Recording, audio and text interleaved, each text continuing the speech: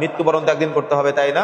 আল্লাহ রাব্বুল আলামিন কিন্তু বলছেন আলহাকুমুত তাকাসুর, প্রাচুর্যের প্রতিযোগিতা তোমাদের মোহাচ্ছন্ন করেছে, হাত্তা যুরতুমুল মাকাবির, এই মোহে মানুষ ততদিন আচ্ছন্ন থাকবে যতদিন পর্যন্ত না মানুষ কবরে উপনীত হবে।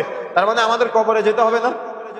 কবরে যেতে হবে। তো কবরের এই ভয়ঙ্কর মুহূর্তটা, কবরের এই ভয়ঙ্কর পরিস্থিতিটা আমাদের ফিল করতে হবে। সাহাবায়ে কেরাম কবরের পাশ দিয়ে যাওয়ার সময় অঝরে কান্না করতেন যে আমাদের দুনিয়ার এই লোভ লালসা চিন্তা চেতনা ফিকির থেকে আমরা আজকে আখেরাত ভুলে গিয়েছি। তার মানে দুনিয়া করতে করতে আখেরাতকে ভুলে গিয়েছে। আর মানুষ দুনিয়াদার কখন হয়?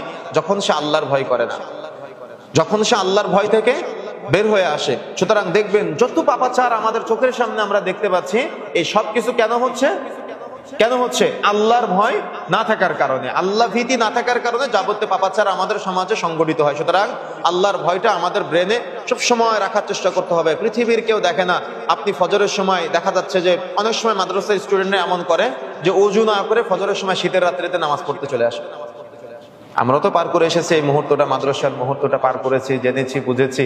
তো কি করে দেখা যায় যে কিন্তু পৃথিবীর কেউ হয়তো আপনাকে দেখে না যে আপনি ওযু করেন নাই, কিন্তু কে দেখেছে বলেন তো? আল্লাহ আপনাকে দেখেছে। আপনার নামাজ কি কবুল হবে? সালাত কি কবুলযোগ্য হবে? আপনি সালাতে দাঁড়িয়ে ঘুমাচ্ছেন, কিন্তু সালাতে দাঁড়ানোর সময় কার সাথে কথা বলতে হয় বলেন তো? আল্লাহর সাথে। কিন্তু যদি আপনার ভিতরে আল্লাহর ভয় থাকে তাহলে কি আপনি সালাতে দাঁড়িয়ে ঘুমাতে পারবেন? তখন আপনার ভিতরে সবসময় এটা কাজ করবে যে না, আমার রব, আমার আল্লাহ তো আমাকে দেখছেন, আমার রবের সাথে আমার কথা বলতে হবে, আমার আল্লাহর সাথে আমার কথোপকথন করতে হবে। যদি আপনার ভিতরে এই চিন্তা থাকে, এই ফিকির থাকে, তাহলে কি আপনি অপরাধ করতে পারবেন? আপনাদের অপরাধ কখনো সংগঠিত হওয়া সম্ভব নয়। সুতরাং সব সময় মনে রাখতে হবে যে আমি যেটাই করি না কেন আমার আল্লাহ আমাকে দেখছেন।